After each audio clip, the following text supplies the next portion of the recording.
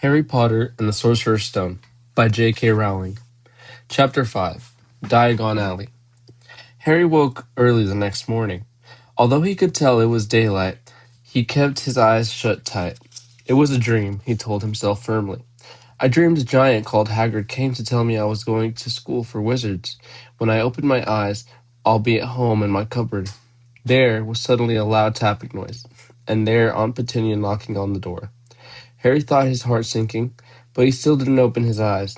It had been such a good dream. Tap, tap, tap. All right, Harry mumbled. I'm getting up. He sat up, and Hagrid's heavy coat fell off him. The hut was full of sunlight. The storm was over. Hagrid himself was asleep on the collapsed sofa, and there was an owl wrapping its claws on the window, a newspaper held in its back. Harry scrambled to his feet, so happy he felt as though a large balloon was swelling inside him. He went straight to the window and jerked it open. The owl swooped in, dropped the newspaper on top of Hagrid, who didn't wake up. The owl then fluttered onto the floor and began to attack Hagrid's coat. Don't do that! Harry tried to wave the owl out of the way, but it snapped its beak fiercely at him and carried on the savaging coat. Hagrid, said Harry loudly, there's an owl! Pay him, Hagrid grunted into the sofa. What? He wants a pay-in for delivering the paper. Look at the pockets. Hagrid's coat seemed to be made of nothing but pockets. A bunch of keys, slug pellets, balls of string, peppermint humbugs, tea bags. Finally, Harry pulled out a handful of strange-looking coins. Give him 5 nuts, said Hagrid sleepily. Nuts. The little bronze ones. Harry counted out 5 little bronze coins. The owl held out his legs so Harry could put the money onto a small leather pouch tied to it. Then he flew off through the open window. Hagrid yawned loudly, sat up, and stretched. Best be off, Harry. Lots to do today. Got to get up to London and buy all your stuff for school. Harry was turning over the wizard coins and looking at them. He had just thought of something that made him feel as though the happy balloons inside of him had punctured. Hagrid, said Hagrid, who was pulling on his huge boots. I haven't got any money, and you and Uncle Vernon last night, he won't pay for me to go and learn magic. Don't worry about that, said Hagrid, standing up and scratching his head. Do you think your parents didn't leave you anything? But if their house was destroyed, they didn't keep their gold in the house, boy. Nah, first stop for us in Gringotts. Wizard's Bank. Have a sausage. They're not bad, cold. And I wouldn't say no to a bit of your birthday cake, neither. Wizards have banks. Just the one. Gringotts, run by goblins. Harry dropped the bit of sausage he was holding. Goblins? Yeah, so you'd be mad to try it and rob it. I'll tell you that. Never mess with goblins, Harry. Gringotts is the safest place in the world for anything you want to keep safe. Except maybe Hogwarts. As a matter of fact, I gotta visit Gringotts anyway for Dumbledore. Hogwarts business. Hagrid drew himself up proudly. He usually gets me to do important stuff for him. Fetching you getting things from Gringotts? No, he can trust me, you see. Got everything. Come on, then. Harry followed Hagrid out onto the rock. The sky was quite clear now. The sea gleamed in the sunlight.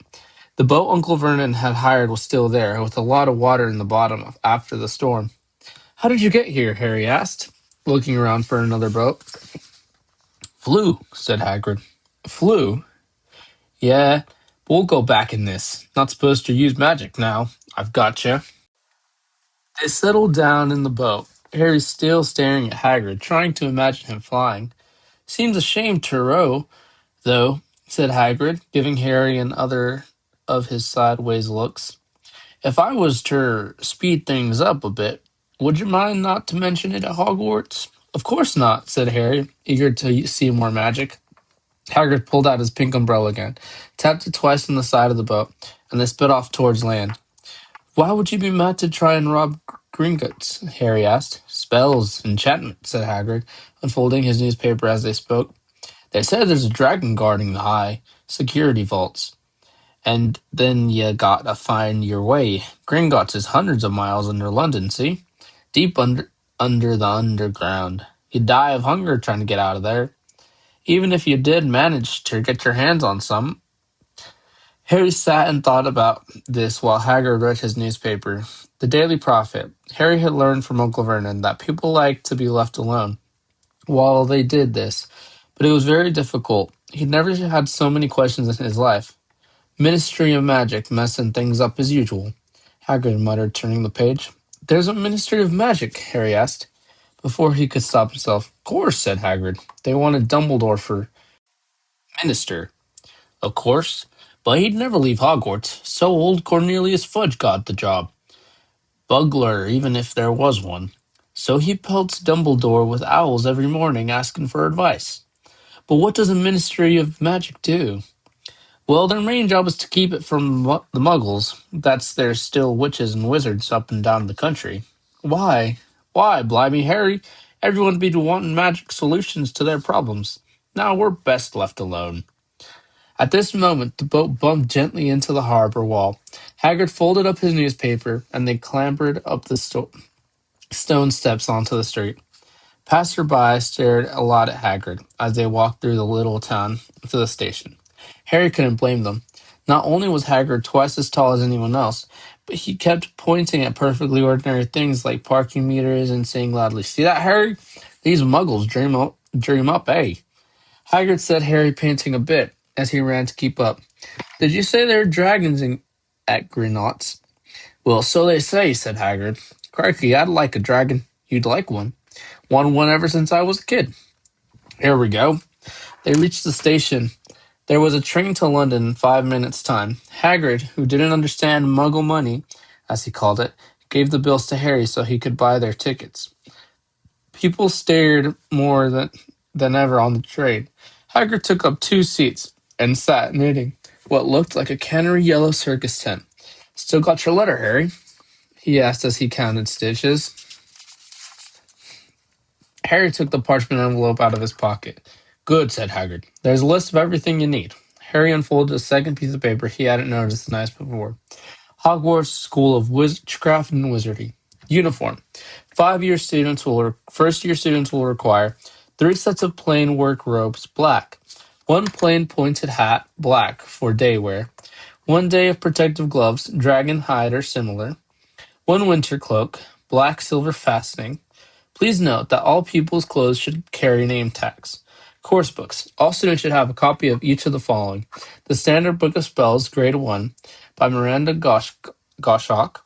A History of Magic by Bathilda Bagshot. Magical Theory by Albert Waffling. A Beginner's Guide to Transfiguration by Amric Switch. 1000 Magical Herb and Fungi by Philadelphia Spore. Magical Draughts and Potions by Arsenic Jigger. Fantastic Beasts and Where to Find Them by Newt Scamander. The Dark Forces: A Guide to Self-Protection by Quentin Trimble. Other equipment: 1 wand, 1 cauldron, pewter standard size 2, 1 set glass or crystal fields, 1 telescope, 1 set brass scales. Students may also bring an owl or a cat or toad. Parents are reminded that first years are not allowed their own broomsticks. "Can we buy all this in London?" Harry wondered aloud. "If you know where to go," said Hagrid. Harry had never been to London before. Although Hagrid seemed to know where he was going, he was obviously not used to getting there an ordinary way. He got stuck in ticket barrier on the underground and complained loudly that the seats were too small and the trains too slow. "I don't know how the Muggles managed without magic," he said, as they climbed down a broken escalator that led to the bustling road lined with shops. Hagrid was so huge that he parted the crowd easily.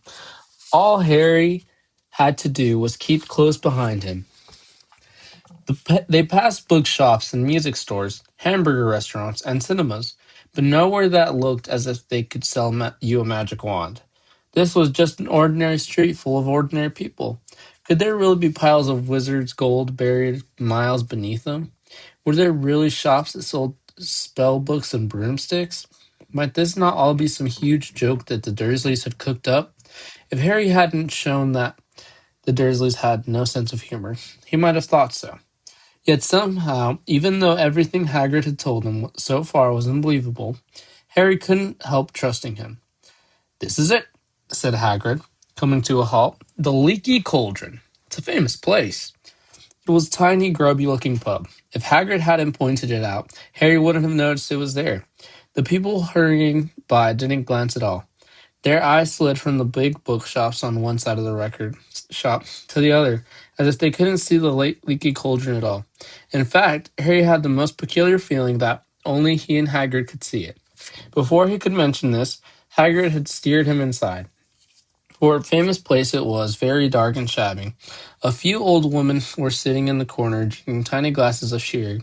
One of them was smoking a long pipe. A little man in a top hat was talking to the old bartender, who was quite bald and looked like a toothless walnut. The low buzz of chatter stopped when they walked in. Everyone seemed to know Hagrid, and they waved and smiled at him, and the bartender reached for a glass, saying the usual Hagrid, "Can't, Tom. I'm on Hogwarts business," said Hagrid, clapping his great hands on Harry's shoulder and making Harry's knees buckle. "Good Lord," said the bartender, peering at Harry. "Is this... Can this be?" The leaky cauldron had suddenly gone completely still and silent. "Bless my soul," whispered the old bartender. "Harry Potter! What an honor!" He hurried out behind the bar, rushed towards Harry, and seized his hand, tears in his eyes. "Welcome back, Mr. Potter. Welcome back." Harry didn't know what to say. Everyone was looking at him. The old woman with the pipe was puffing on it without realizing it had gone out. Hagrid was beaming. Then there was a great scraping of chairs, and the next moment Harry found himself shaking hands with everyone in the leaky cauldron. "Doris Crockford, Mr. Potter. Can't believe I'm meeting you at last." "So proud, Mr. Potter. I'm just so proud. Always wanted to shake your hand. I'm all of a flutter." "Delighted, Mr. Potter. Just can't tell you Diggle's the name." "Deldus Diggle." "I've seen you before," said Harry, at Deldus Diggle's top half. Fell off in his excitement. "You bowed to me once in the shop." "He remembers," cried Deldus Diggle, looking around at everyone. "Did you hear that? He remembers me." Harry shook hands again and again. Doris Crockford kept coming back for more. A pale young man made his way forward very nervously. One of his eyes was twitching. "Professor Quirrell," said Hagrid. "Harry, Professor Quirrell will be one of your teachers at Hogwarts." But Potter," stammered Professor Quirrell, grasping Harry's hand. "Can't you tell how pleased I am to meet you? What sort of magic do you teach, Professor Quirrell?" Defense against the dark arts," muttered Professor Quirrell, as though he'd rather not think about it. "Not that you need it, eh, Potter?" He laughed nervously. "You'll be getting all your equipment, I suppose. I've got to pick up a new book on vampires myself." He looked terrified at the very thought, but the others wouldn't let Professor Quirrell keep Harry to himself. It took almost 10 minutes to get away from them all. At last, Hagrid managed to make himself over the babble. "Must get on, Luxter by. Come on, Harry." Doris Crockford shook Harry's hand one last time, and Hagrid led them through the bar onto the small, walled courtyard. There was nothing but trash cans and a few weeds. Hagrid grinned at Harry. "Told you, didn't I? Told you was famous. Even Professor Quirrell was trembling to meet you. Mind you, he's usually trembling." "Is he always that nervous?" "Oh, yeah. Poor bloke. Brilliant mind. He was fine while he was studying out a book, but then he took a year off to get some first-hand experience. They say he met vampires in the Black Forest. There was a nasty bit of trouble with Hag. Never been the same since. Scared of the students, scared of his own subject. Now where's me umbrella?" "Vampires? Hags?" Harry's head was swimming. Hagrid, meanwhile, was counting bricks on the wall above the trash can. "3 up, 2 across," he muttered. "Right, stand back, Harry." He tapped on the wall 3 times with the point of his umbrella. The brick had quivered. It wriggled in the middle. A small hole appeared. It grew wider and wider. A second later they were facing an archway, large enough for even Hagrid. An archway onto the cobbled street, and it twisted and turned out of sight. "Welcome," said Hagrid, "to Diagon Alley." He grinned at Harry's amazement.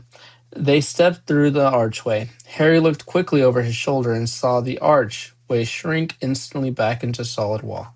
The sun shone brightly on a stack of cauldrons outside the nearest shop. Cauldrons all sizes, copper, brass, pewter, silver, self-stirring, collapsible. "This is a sign hanging over them." "You'll be needing one," said Hagrid. "But we gotta get your money first." Harry wished he had 8 more eyes. He turned his head in every direction as they walked up the street, trying to look at everything at once. The shop, the things outside them, the people doing their shopping, a plump woman outside in apothecary was shaking her head as they passed, saying, "Digon, dragon liver, 16 sickles an ounce." They're mad. A low, soft hooting came from a dark shop with a sign saying, "Ilops Owls Emporium." Tawny, Screech, Brown, and Snowy. Several boys about Harry's age had their noses pressed against the window with broomsticks in it. "Look," Harry heard one of them say, "the Nimbus 2000, fastest ever." There were shops selling robes, shops selling telescopes, and strange silver instruments Harry had never seen before. Windows stacked with barrels of bat spleens and eagle's eyes, tottering piles of spell books, quills, and rolls of parchment. Potion bottles, globes of the moon. "Gringotts," said Hagrid. They had reached a snowy white building that towered over the other little shops. Standing beside its burnished bronze doors, wearing a uniform of scarlet and gold, was... "Yeah, that's a goblin," said Hagrid quietly as they walked up the white stone steps towards him. The goblin was about a head shorter than Harry. He had swarthy, clever face and a pointed beard, and Harry noticed very long fingers and feet. He bowed as they walked inside. Now there was facing second pairs of doors, silver this time, now with the words engraved upon them. "Enter, stranger, but take heed of what awaits the sin of greed. For those who take but do not earn must pay more dearly in their turn. So if you seek beneath our floors a treasure that was never yours, thief, you have been warned, beware of finding more than treasure there."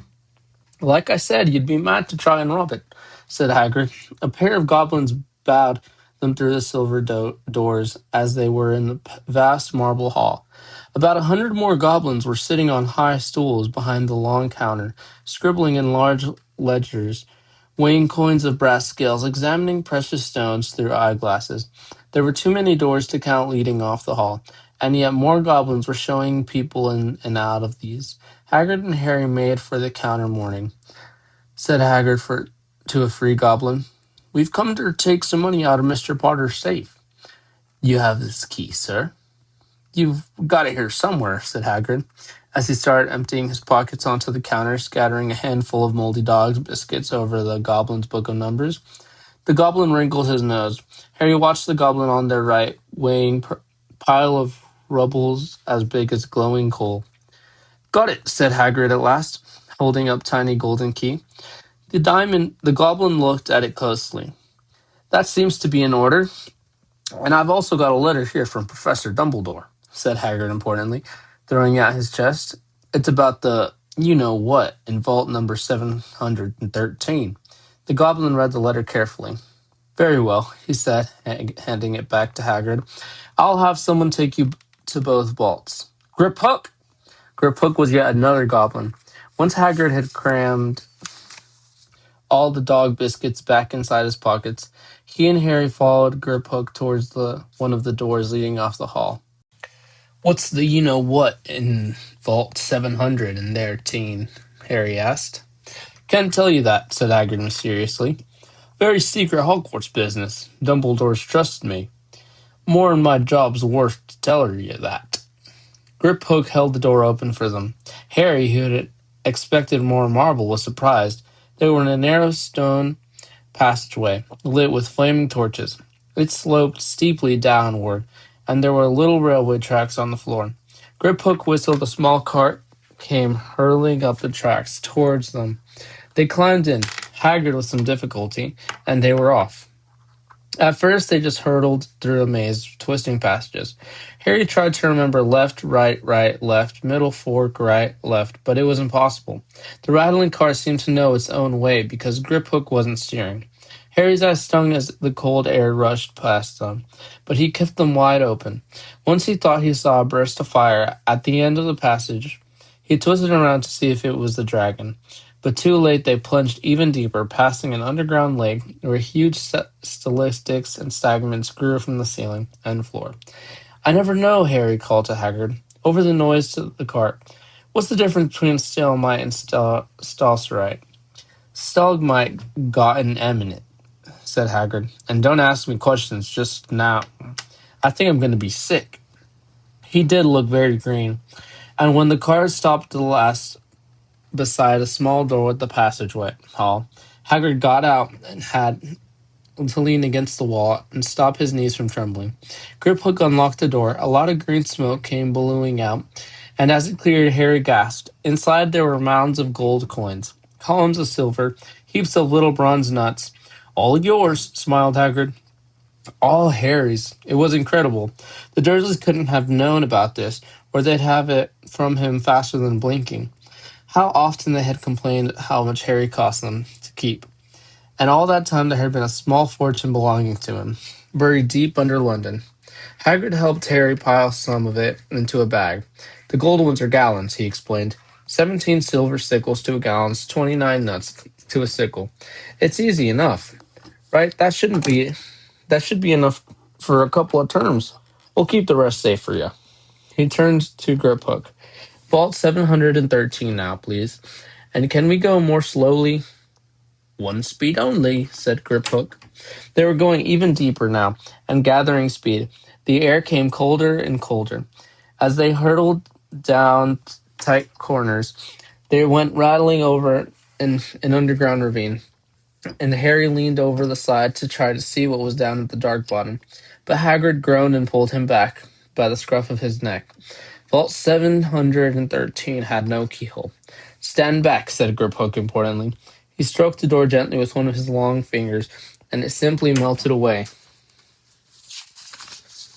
If anyone but Grin's goblet tried that, they'd be sucked through the door and trapped in there, said Griphook. How often do you check to see if anyone's inside? Harry asked. About once every 10 years, said Griphook, with a rather nasty grin. Something really extraordinary had to be inside this top security vault. Harry was sure, and he leaned forward eagerly, expecting to see some fabulous jewels at the very least. But at first he thought it was empty. Then he noticed a grubby little package wrapped up in a brown paper lying on the floor. Hagrid picked it up and tucked it deep inside his coat. Harry longed to know what it was, but he knew better than to ask. Come on back in this infernal cart, and don't talk to me on the way back. It's best if I keep my mouth shut, said Hagrid. One wild cart ride later, they stopped blinking in the sunlight outside. Gringotts, Harry didn't know where to run first, that he had a bag full of money. He didn't have to know how many gallons there were to pond up to a pound to know that he was holding more money than he had in his whole life. More money than even Dudley ever had. Might as well get your uniform, said Hagrid, nodding towards Madame Metkine's robes for all occasions. Listen, Harry, would you mind if I slipped off per pick-me-up and leaky cauldron? I hate them Gringotts carts. He still did look a bit sick, so Harry entered Madame Malkin's shop alone, feeling nervous. Madame Malkin was a squat, smiling witch, dressed all in mauve. Hogwarts, dear, she said when Harry started to speak. Got the lot here. Another young man being fitted up just now, in fact.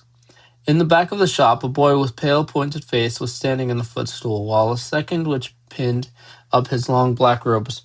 Madame Malkin stood Harry on the stool next to him, slipped a long robe over his head, and began to pin it to the right length. Hello, said the boy. Hogwarts, too? Yes, said Harry. My father's next door buying my books, and my mother's upstairs street looking at wands, said the boy. He had a broad, drawling voice. Then I'm going to drag them off to a racing broom. I don't see why you firsters can't have their own. I think I'll bully father into getting me one, and I'll smuggle it in somehow. Harry was strongly reminded of Dudley. Have you got your own broom? The boy went on. No, said Harry. Play Quidditch at all? No, Harry said again, wondering what on earth Quidditch could be. I do. Father said it's a crime if I'm not picked to play for my house. And I must say I agree. Know what house you'll be in yet? No, said Harry, feeling more stupid by the minute. Well, no one really knows until they get there. But do they? But I know that I'll be in Slytherin. All my family has been. Imagine me being in Hufflepuff. I think I'd leave, wouldn't you? Said Harry, wishing he could say something a bit more interesting. "I say, look at that man," said the boy, suddenly nodding towards the front window. Hagrid was standing there, grinning at Harry and pointing two large ice creams to show he couldn't come in. "That's Hagrid," said Harry, pleased to know something the boy didn't. "He works at Hogwarts." "Oh," said the boy, "I've heard of him. He's sort of a servant, isn't he?" "He's a gameskeeper," said Harry. He was liking the boy less and less every second. "Yes, exactly. I heard he's a sort of savage. Lives in a hut on the school grounds, and every now and then he gets drunk, tries to do magic, and ends up setting the fire to his bed." "I think he's brilliant," said Harry coldly. "Do you?" said the boy with a slightly sneer. "Why is he with you? Where are your parents?" "They're dead," said Harry shortly. He didn't feel much like going into the matter with this boy. "Oh, sorry," said the boy, not sounding sorry at all. "But they were our kind, weren't they?" "They were a witch and wizard, if that's what you mean." "I really don't think they should let the other sort in, do you? They're just not the same. They've never been brought up to, our ways. Some of them never even heard of Hogwarts until they get the letter. Imagine. I think they should keep it the old wizarding families. What's your surname, anyway?" But before Harry could answer, Madame Malkin said, "That's you done, my dear." And Harry, not sorry for an excuse to stop talking to the boy, hopped down from the footstool. "Well, I'll see you at Hogwarts, I suppose," I said the drawing boy. Harry was rather quiet as he ate ice cream. Hagrid had brought him chocolate and raspberry with chopped nuts. "What's up?" said Hagrid. "Nothing," Harry lied. "They stopped to buy parchment and quails." Harry cheered up a bit when he found a bottle of ink that changed color as you wrote. When they had left the shop, he said, "Hagrid, what's Quidditch?" "Blimey, Harry, I keep forgetting. How little you know." "Not knowing about Quidditch? Don't make me feel worse," said Harry. He told Hagrid about the pale boy and Madam. "And he said people from Muggle families shouldn't even be allowed in." "You're not from a Muggle family. If he'd known who you were, he's grown up knowing your name if his parents are wizarding folk. You saw what everyone in the Leaky Cauldron was like when they see ya. Anyway, what does he know about it? Some of the best I ever saw were the only ones in magic in a long line of muggles. Look at your mom. Look at what she had for her sister. So what is Quidditch? It's our sport. Wizard sport. It's like soccer in the muggle world. Everyone follows Quidditch. Played up in the air on broomsticks. And there's four balls. Sort of hard to explain the rules. And what's Slytherin and Hufflepuff? Schoolhouses. There's four. Everyone says Hufflepuff are a lot of duffers. But I bet I'm in Hufflepuff, said Harry gloomily. Better Hufflepuff than Slytherin, said Hagrid darkly. There's not a single witch or wizard who went bad who wasn't in Slytherin. You know who was one. Well, sorry, you know who was at Hogwarts? Years and years ago, said Hagrid. They brought Harry's schoolbook into a shop called Flourish and Blocks, where the sleeves were stacked in the ceiling with books as large as paving stones, bound in leather, books of size of postage stamps and cover of silk, book of full peculiar symbols, and a few books with nothing in them at all. Even Dudley, who never read anything, would have been wild to get his hands on some of these. Hagrid almost had to drag Harry away from curses and counter curses. Bewitch your friends and befuddle your enemies with the last revenge, hair loss, jelly legs, tongue tying, and much, much more by Professor Victinius Verdian. I was trying to find out how to curse Dudley. I'm not saying that's a good idea, but you're not to use magic in the Muggle world except in very special circumstances, said Hagrid. And anyway, you couldn't work on any of them curses yet. You'll need a lot more study before you get to that lever. Hagrid wouldn't let Harry buy a solid gold cauldron either. It says pewter on your list, but they got a nice set of scales for weighing potions ingredients and collapsible brass telescopes. Then they visited apothecary, which was fascinating enough to make up for its horrible smell, a mixture of bad eggs and rotted cabbage. Barrels of slimy stuff stood on the floor, jars of herbs, dried roots, and bright powders lined the wall. Bundles of feather string of fangs and snarled claws hung from the ceiling, while Hagrid asked the man behind the counter for a supply of some basic potions ingredients for Harry. Harry himself explained silver unicorn horns at 21 galpins each, and a Mysticus glitter black beetle eye for 5 nuts a scoop. Outside the apothecary, Hagrid checked Harry's list again. Just your wand left. Oh, yeah, and I still haven't gotten you a birthday present. Harry felt himself go red. You don't have to. I know I don't have to. Tell you what, I'll get your animal. Not a toads went out of fashion years ago. You'd be laughed at. And I don't like cats. They make me sneeze. I'll get you an owl. All the kids want owls. They're dead, useful, carrying your mail and everything. 20 minutes later, they left envelopes, owl, and Purium, which had been dark and full of rustling and flickering jewels, bright eyes. Harry now carried a large cage that had a beautiful snowy owl, fast asleep with her head under her wing. He couldn't stop stammering his thanks, sounding like Professor Quirrell. Don't mention it, said Hagrid gruffly. Don't expect you've had a lot of presents from the Dursleys. Just Ollivanders left now. Only place for wands. Ollivanders. And you gotta have the best wand, a magic wand. That is what Harry had been really looking forward to. The last shop was narrow and shabby, peeling gold letters over the door that read Ollivanders. Makers of fine wands since 382 BC. A single wand on a faded purple cushion on a dusty window. A tinkling bell rang somewhere in the depths of the shop as they stepped inside. It was a tiny place, except for a single spindly chair that Hagrid sat on to wait. Hagrid felt strangely as though he had entered a very strict library. He swallowed a lot of new questions that had just occurred to him, and looked instead of 10,000s of narrow books piled neatly right on the ceiling. For some reason, the back of his neck prickled. The very dust and silence in here seemed to tingle with the secret magic. Good afternoon, said a soft voice. Harry jumped. Hagrid must have jumped too, but there was a loud crunching noise and that he quickly got off the splingy chair. An old man was standing before them, his wide, pale eyes shining like moons through the gloom of the shop.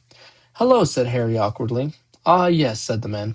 Yes, I thought I'd be seeing you soon. Harry Potter? It wasn't a question. You have your mother's eyes. It seems only yesterday she was in here herself buying her first wand. 10 1/4 inches long, swishy made of willow. Nice wand for a charm work. Mr. Ollivander moved close to Harry. Harry wished he would blink. Those silvery eyes were a bit creepy. Your father, on the other hand, favored a mahogany wand, 11 inches, pliable, a little more power, and excellent for transfiguration. Well, I say your father favored it. It's really the wand that chose the wizard, of course. Mr. Ollivander had come so close that he and Harry were almost nose to nose. Harry could see himself reflected in those misty eyes, and that's where Mr. Ollivander touched the lighting scar on Harry's forehead with a long white finger. I'm sorry to say I sold the wand that did it. He said softly, 13 1/2 inches, yellow, your ye powerful wand, very powerful, and in the wrong hands. Well, if I'd known what the wand was going out into the world to do. He shook his head and then, to Harry's relief, spotted Hagrid. Rubius Hagrid. How nice to see you again. Oh, 16 inches, rather bendy, wasn't it? It was, sir, yes, Hagrid. Yes, said Hagrid. Good wand, that one. But I suppose it snapped in half when you got expelled, said Mr. Ollivander, suddenly stern. Yes, they did, yes, said Hagrid, shuffling his feet. I've still got the pieces, though, he added brightly. But you don't use them, said Mr. Ollivander sharply. Oh, no, sir, said Hagrid quickly. Harry noticed he gripped his pink umbrella very tightly as he spoke. Said Ollivander, giving Hagrid a piercing look. Well, now, Mr. Potter, let me see. He pulled a long tape measure with a silver marking out of his pocket. Which is your wand arm? Well, I'm right-handed, said Harry. Hold out your arm. That's it. He measured Harry from the shoulder to his finger, the wrist to his elbow, shoulder to the floor, knee to armpit, and round his head. As he measured, he said, Every Ollivander wand has a core powerful magic substance, Mr. Potter. We see unicorn hairs, phoenix tails, feathers, and at heart strings of dragons. No two Ollivander wands are the same, just as no two unicorn dragons or phoenixes are quite the same. And of course, you will never get as good results with another wizard wand. Harry suddenly realized that there's a tape measure which was measuring between his nose to nostrils, was doing this on his own. Mr. Ollivander was firing around the shelves, taking down boxes. That will do, he said, and the tape measure crumbled into a heap on the floor. Right then, Mr. Potter, try this one. Beech wood and dragon heartstring, 9 inches. Nice and flexible. Just take it and give it a wave. Harry took the wand, feeling foolish, waved it around a bit, but Mr. Ollivander snatched it out of his hand almost at once. Maple and phoenix feather, 7 inches, quite whippy. Try. Harry tried, but he had hardly raised his hand when it too was snatched back by Mr. Ollivander. No, no. Here, ebony and unicorn hair, 8.5 inches. Springy. Go on, try it out. Harry tried and tried. He had no idea what Mr. Ollivander was waiting for. The pile of tried wands was mounting higher and higher on the spindly chair, but more and more wands Mr. Ollivander pulled from the shelves, the happier he seemed to become. Tricky customer, eh? Not to worry, we'll find the perfect match here somewhere. I wonder now. Yes, why not unusual combination? Holly and phoenix feather, 11 inches, nice and supple.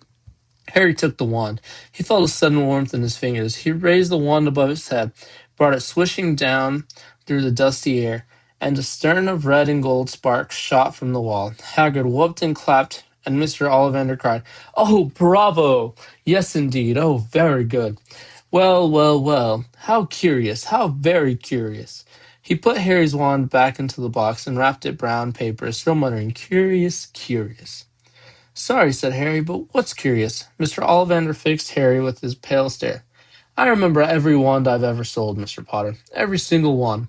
It so happens that the phoenix whose tail's feather is in your wand gave another feather. Just one other. It was very curious indeed that you should be destined for this wand when its brother gave you that scar." Harry swallowed. "Yes, 13.5 inches. Curious indeed how these things happen. The wand chooses the wizard, remember. I think we all must expect great things from you, Mr. Potter. After all, he who must not be named did great things. Terrible, yes, but great." Harry shivered. He wasn't sure he liked Mr. Ollivander too much. He paid 7 gold galleons for his wand, and Mr. Ollivander borrowed them from his shop. The late afternoon sun hung low in the sky, as Harry and Hagrid made their way back to Diagon Alley. Back through the wall. Back through the leaky cauldron, now empty. Harry didn't speak at all. As they walked down the road, he didn't even notice how much people were gawking at them in the underground Latin, as there were with the funny-shaped packages. With the snowy owl sleeping in his cage on Harry's lap, up another escalator, out into Paddington Street, Harry only realized where they were when Hagrid tapped him on the shoulder. "Got time for a bite to eat before your train leaves?" he said. He brought Harry a hamburger, and they sat down on plastic seats to eat them. Harry kept looking around. Everything looked so strange somehow. "You all right, Harry?" "You're very quiet," said Hagrid. Harry wasn't sure he could explain. He'd just had the best birthday of his life, and yet he chewed his hamburger, trying to find every word. "Everyone thinks I'm special," he said at last. "All those people in the leaky cauldron. Professor Quirrell, Mr. Ollivander.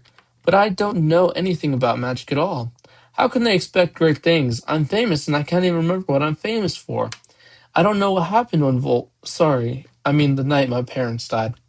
Hagrid leaned across the table behind the wild beard and eyebrows. He wore a very kind smile. "Don't you worry, Harry. You'll learn fast enough. Everyone starts at the beginning at Hogwarts. You'll be just fine.